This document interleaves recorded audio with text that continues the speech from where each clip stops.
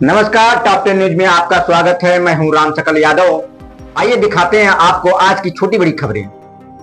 आजमगढ़ जिला के रानी की सराय थाना क्षेत्र के कयामपुर गांव में जमीन को लेकर चल रहे विवाद में अब मामला तूल पकड़ता जा रहा है। भाजपा के जिला उपाध्यक्ष हरिवंश मिश्रा ने रविवार को कलेक्ट्रेट भवन के पास आयोजित प्रेस वार्ता में बताया कि श्री राम सिंगर उपाध्याय से कुल 28 कड़ी भूमि की रजिस्ट्री ब्रिजभूषण सिंह और उनके भाई के नाम पर कराई गई थी। बाद में आपसी सहमति से बंटवारे के तहत ब्रिजभूषण सिंह के भाई ने 22 कड़ी भूमि पर अपना मकान बनवा लिया। शेष भूमि को लेकर विवाद उत्पन्न हो गया। उन्होंने बताया कि उप जिलाधिकारी के आदेश पर टीम गठित कर मौके पर पैमाइश कराई गई, जिसमें कुल 16 कड़ी भूमि बची हुई पाई गई। इसी 16 कड़ी भूमि को लेकर ईश्वर शरण मिश्र व उनके मित्र ओम प्रकाश चौबे की ओर से एग्रीमेंट कराया गया था। आरोप है कि इसके बावजूद विपक्षी पक्ष की ओर से उक्त भूमि पर लगातार अवैध कब्जा करने का प्रयास किया जा रहा है। भाजपा नेता ने आरोप लगाया कि विपक्षी द्वारा उनके राजनीतिक कैरियर को धूमिल करने के उद्देश्य से झूठे बयान जारी किए जा रहे हैं। उनका कहना है कि उन्होंने पूरे प्रकरण में नियम और कानून के दायरे में रहकर कार्य किया है और तहसील प्रशासन द्वारा की गई पैमाइश व रिपोर्ट उनका प्रमाण है। विपक्ष पक्ष को नोटिस भी जारी किया जा चुका है। बावजूद इसके वे यह कहकर मीडिया और प्रशासन को गुमराह कर रहे हैं कि उन्हें कोई नोटिस प्राप्त नहीं हुआ। उन्होंने कहा कि विपक्षी पर वह मनहानि का दावा करेंगे। बुलाया क्या मामला है? देखिए, कल मुझे पता लगा कि मेरे ऊपर एक व्यक्ति द्वारा गंभीर आरोप लगाया गया। मैं आप लोगों से बताना चाहता हूँ कि कभी ज़मीन का धंधा मैंने किया नहीं है। मेरे भाई साहब बड़े हैं, वो अपने मित्र ओम प्रकाश चौबे जी के मामा राम सिंगर उपाध्याय जी से एग्रीमेंट कराए थे। उसके पहले विपक्षी लोगों ने उनसे एक बिसा मतलब 28 कड़ी जो है ज़मीन को रजिस्ट्री कराया था। उसमें 2 भाई लोग थे, लेकिन उन लोगों ने अपने पारिवारिक समझौते के साथ वो अपना एक भाई यहाँ बनवा लिए, दूसरा भाई कहाँ बनवाया, वो लोग अपने में पारिवारिक समझौता करके बनवा लिए। लेकिन अब जब वो 22 कड़ी पे कब्जा हैं, जो कि रिपोर्ट बता रही है, वो कह रहे थे कोई रिपोर्ट नहीं है। ये रिपोर्ट लेखपाल कानिगो तहसीलदार महोदय की है और इस पर उप जिलाधिकारी महोदय का दस्तखत है। तो मैं आपको बताना चाहता हूँ कि इसमें ये बता रहे हैं कि वो लोग 44 कड़ी पे काबिज करना चाहते हैं, जबकि 16 कड़ी ज़मीन जो है वहाँ पे कब्जा से काबिज से ज़्यादा है, इसमें स्पष्ट आख्या है। इसके बाद भी वो मुझे भूमाफिया कर रहे हैं और इस तरीके से आरोप लगा रहे हैं। मैं ये कहना चाहता हूँ कि जिस दिन वो लोग बैनामा कराए थे मामा जी से ज़मीन, क्या उस समय पैसा देके ही बैनामा कराए होंगे ना? अब कोई बीच में सम्मानित आदमी आकर के भाई साहब से सुलह समझौता की बात कर रहा है, अब फोन से बात करके रिकॉर्डिंग कर रहे, एक षड्यंत्र के साथ रिकॉर्डिंग कर रहे हैं लोग।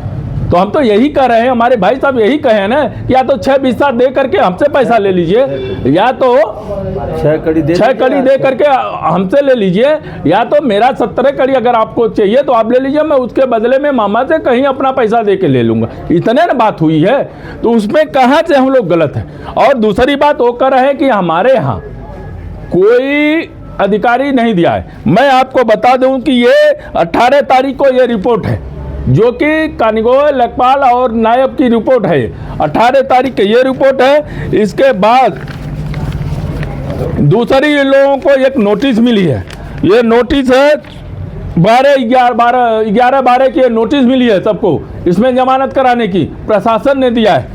इसके बाद 9/1 को ये नोटिस मिली है थाने से। ये सब नोटिस उन लोगों को मिली है, लेकिन उन लोगों ने अवैध रूप से गुंडे बुला करके वो लोग काम कर रहे हैं। हम लोग कानून के दायरे में, जब भी वहाँ पे अवैध रूप से काम हो रहा था, मैं एसओ रानी सराय को बताया, मैं एसडीएम को बताया, जितनी रिकॉर्डिंग हमारी आप वो डिटेल ले लीजिए मेरे मोबाइल का। मैं केवल अधिकारियों को बताया हूँ, मैं वहाँ पे कुछ नहीं अनैतिक कार्य किया हूँ। ये लोग अनैतिक कार्य लगातार करते रहे हैं और वहाँ के एसओ महोदय को मिली भगत से वो अवैध जिस दिन कब्जा कर रहे थे उस दिन मैं गया था, मैं जाकर के सारी बात बताया। तो मैं जो यहाँ पे मेरा एक कार्यक्रम था, मैंने आप लोगों ने देखा कि मैं वहाँ पे अग्रेसिव इसलिए हुआ कि यशो रानी की तरह केवल बार बार मेरे भाई साहब को उठा ले जा रहे हैं, एक पक्षीय कार्रवाई कर रहे हैं। इस पे मैंने उनके खिलाफ मैंने वो किया। और मैं आपको बता दूं कि अगर 16 कड़ी जो ये रिपोर्ट है उससे ज़्यादा मैं मांगूं तब न मेरे ऊपर आरोप लगेगा, या मेरे भाई साहब मांगे तब न मेरे ऊपर आरोप लगेगा। और वो भी आज तक भी मैंने उन लोगों से कोई फोन पे वार्ता किया ही नहीं। इसलिए मैं आप सबके माध्यम से बताना चाहता हूं कि मेरे राजनीतिक करियर पे उन लोगों ने जो ये दाग लगाई है, ये मानहानि मैं आज करने जा रहा हूं। कल मैं वकील को सारा पत्र अपने वकील साहब को दिया है, कल मैं मानहानि करूंगा कि मेरा ये जानकारी लेते हुए कि 28 कड़ी वो बनामा कराए और मीडिया को बता रहे हैं भ्रामक तरीके के कि 28 विश्वा दिए हैं, यह कतई बर्दाश्त नहीं किया जाना चाहिए। ये लोग लगातार झूठ बोल रहे हैं और लगातार तथ्यों को छिपा रहे हैं। ये जितना तथ्य है, मैं आप लोगों को सारे अपने यहाँ के जो प्रशासनिक अधिकारी हैं, तहसील प्रशासन, उनकी रिपोर्ट मैंने आपको दिखाई है। और एक उनका पारिवारिक जो स्टैंप है, ये देख लीजिए, ये पारिवारिक उन्हीं के परिवार से मिला, इसमें मुझे कहाँ से मिलता, उनका परिवार दिया है।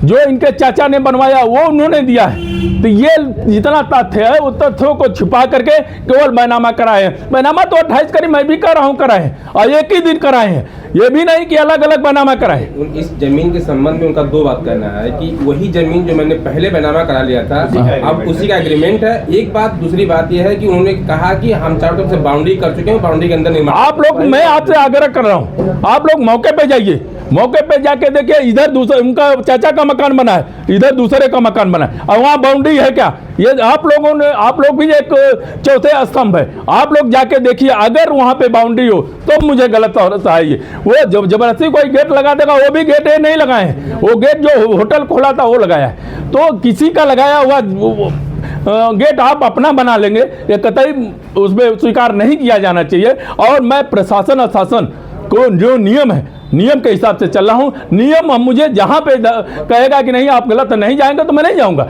अगर नियम हमको 16 कड़ी वहाँ पे प्रशासनिक अधिकारी ने हमको चिन्हित करके दिया है, तो वो 16 कड़ी पे अवैध कब्जा हम नहीं होने देंगे।